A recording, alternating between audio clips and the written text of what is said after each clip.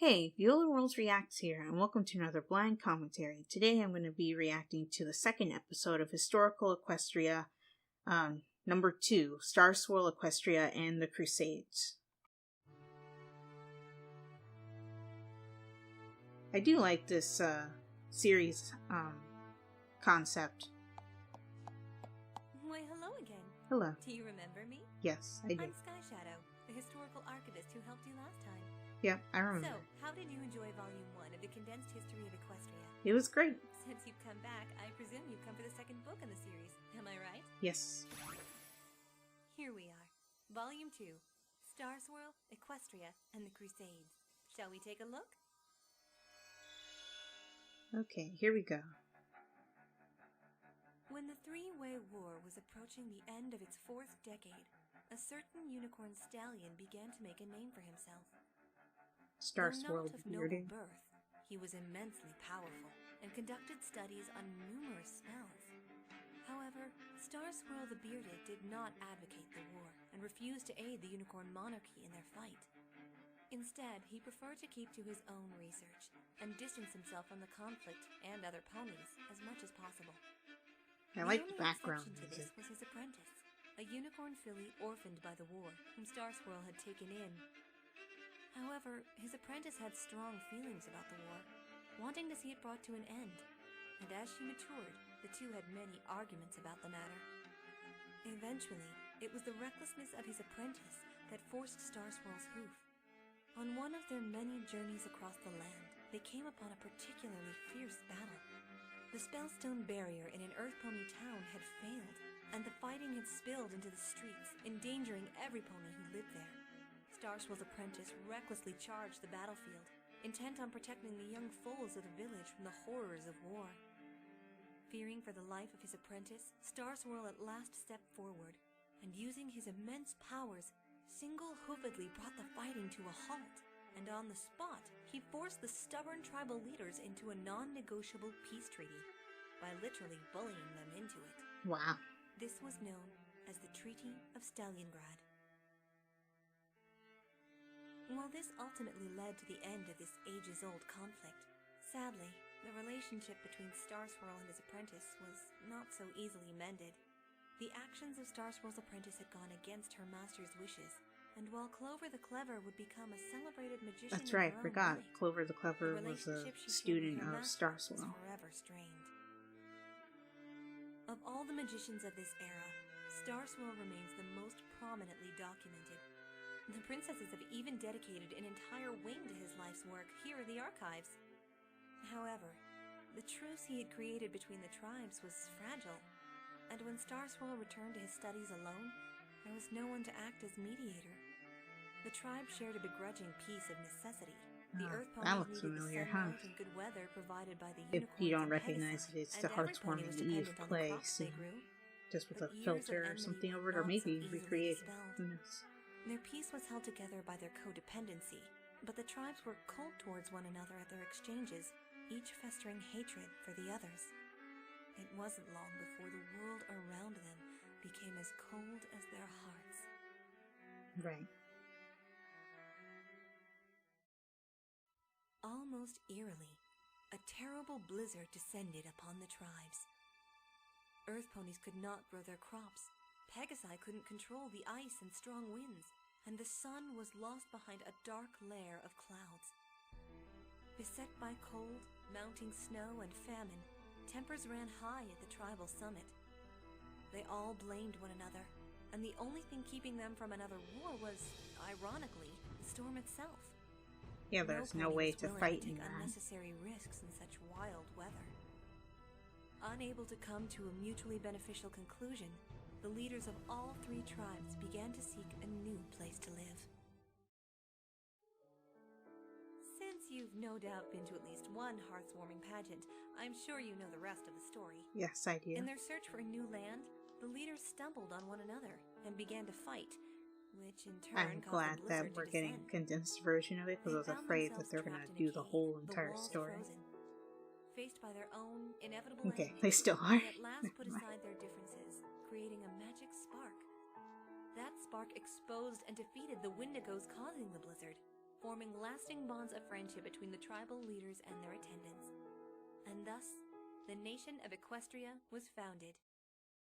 I like the flag. Nice. Of course, establishing a new country was much more difficult than the hearth-warming pageants might have led you to believe. Many ponies still harbored their prejudices toward the other tribes and were reluctant to trust them. So, the leaders began slowly, taking small groups of their most loyal followers to establish towns in the new land, which nowadays is considered to be central Equestria.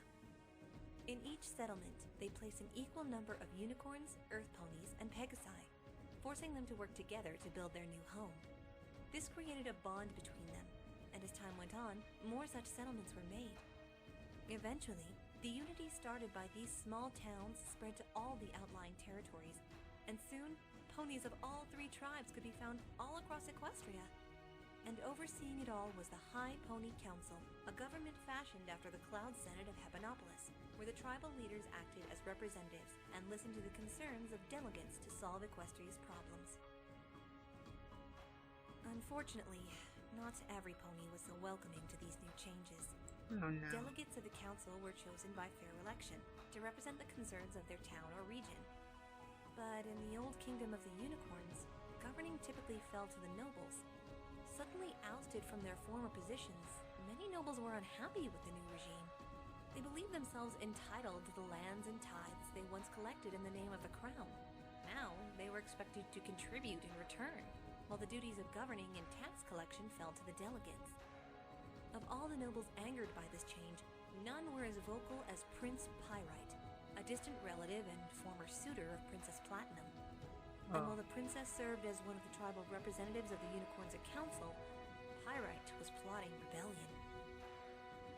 Pyrite gathered together all the malcontent nobles and declared their lands as independent of Equestria, with Pyrite himself as king. Pyrite, however, was not a good planner, and while his cohorts were preemptively celebrating their victory, the peasantry disagreed. When the united armies of Equestria arrived to lay siege, Pyrite's subjects happily assisted in turning him over to Princess Platinum and the other Equestrian founders. And while you may not recognize the name of Pyrite's defection, Fool's Gold's rebellion is well remembered. Several generations after the rebellion, Equestria faced a different kind of revolution. Now that they had established themselves as a nation whose peoples were unified, their curiosity about the world beyond their borders began to increase. There was also a revival in the old belief of alicorns as deities, and many saw their vanished kingdom as a sort of lost Holy Land. Many ponies were inspired to seek it out, but none of these smaller expeditions were as momentous as the Crusades. These were a series of large-scale quests into the lands beyond I like how the Equestria, Crusades are organized by the represented High by Pony the Council, unicorn, as well as earth pony, and Equestria's first pegasi, real like the contact cutie with mark outside crusaders. civilizations.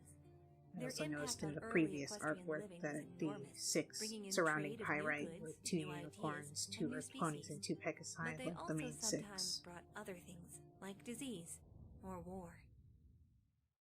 The first land to be encountered was a prosperous and magically Oh, advanced the Crystal kingdom to the Empire. north, Nice. inhabited by a race of ponies very similar to earth ponies, but possessed of gemstone radiance and magic, the Crystal Empire.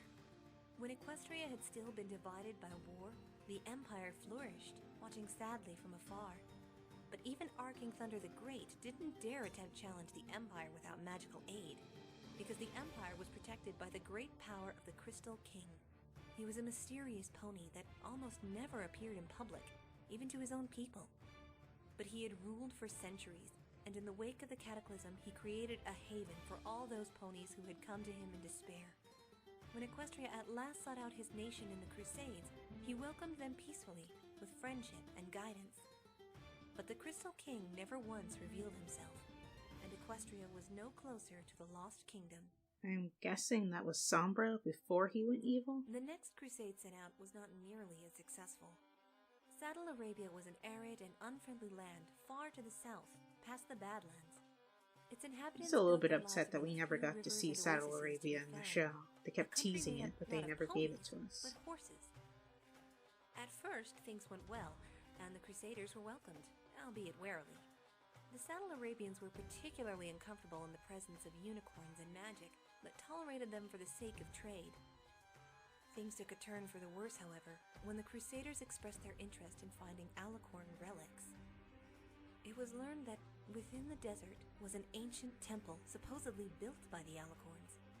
A small group of explorers set out to find it, but were forcibly dragged back to the capital and executed for trespassing on holy ground. Oh, The High wow. Pony Council was outraged by such a senseless act, demanding an explanation. But Saddle Arabia had already begun to forcibly eject Equestrian Crusaders from their land. Things quickly deteriorated from that point. It wasn't long before the two lands were engaged in a war that would last 7 years.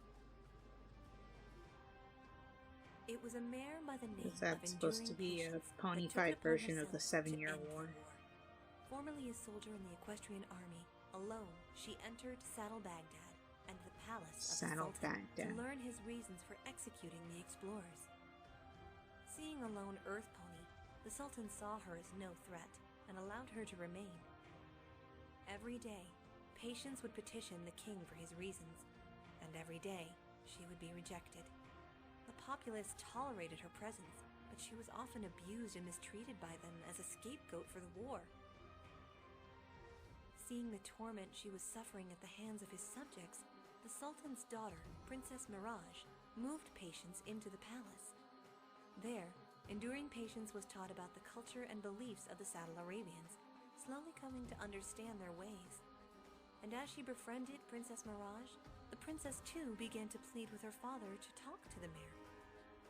Seeing her determination, even as she came to embrace his culture, the Sultan at last acquiesced to Patience's request to an audience and explained his reasons. In Saddle Arabian history, they too had fallen under Alicorn rule in the past. Their land, once a flourishing paradise, was used as an area of magical experimentation, and over time, the country had become the arid desert it was known to be. Oh. And the Saddle Arabians, a species further behind in cultural advancement than the favored Equestrians, had been used as slave labor by the Alicorns, watching helplessly as their once beautiful land was drained of all life by Alicorn spells. The temple in the heart of the desert was the only remaining structure of the Alicorns' rule, sealed by powerful magic. To the Arabians, it was a cursed place, a reminder of their terrible past. And while they had welcomed the Equestrians in their land, the unicorns had made them anxious. They were afraid of their magic, that they might breach the walls of that cursed place and reawaken the horrors that had bound them in the past. Well, that's why they executed Patience them? returned to Equestria to tell the council what she had learned. In exchange for agreeing to leave the desert temple alone, Saddle Arabia's Sultan issued a personal apology to Equestria and her people. And while it would be centuries before good relations were re-established between the two countries, at least this war had been brought to a peaceful conclusion. All thanks to the friendship between a simple earth pony mare and an Arabian princess. And there you have it. And that's volume 2 2. of the condensed history of Equestria. The next volume is really interesting. It details famous ponies like Galileo and the Age of Chaos. Ooh. You want to check them both out? Yes. Sorry. The archives only allows ponies to check out one tome at a time from this section. We're not exactly a standard library. There's any number of protection spells in the books, as I'm sure you've noticed. Didn't have to return your first book, did you? That's because there's a time teleportation enchantment on the books that automatically returns them to the archives when they're due. It even puts them back on the shelves in order for us. That's If you convenient. like, though, I can keep volume 3 on hold for you until your next visit. That works for me. I hope you enjoy your history. Well, until next time. Okay, and that's the end of that episode. Here's the music that was used. Go back and look at that later. Oh, right, and there's always an after credit scene. Hello. Huh? What? I should have mentioned this last time, but this is Historical Equestria's OC. This area is off limits. Out. Out, out, out, out, out, out. Weird. Why are they getting in here so often? Unless... Nah, couldn't be. Right? What? Yeah, that's how I feel too.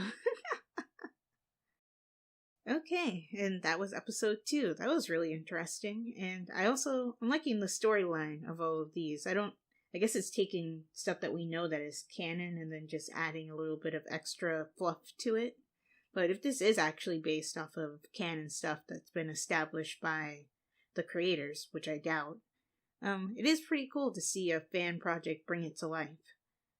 So yeah, once again, Historical Equestria's link will be in the description below, so be sure to check her channel out and subscribe, though I did notice that it's been dormant for 2 years, so it's possible that the projects are either being worked on and it's just taking a while, or the channel has been abandoned, but there's a lot to look at, so I would give it a look. And if you guys enjoyed this video, be sure to like, comment, share, and subscribe, and I'll talk to you guys next time.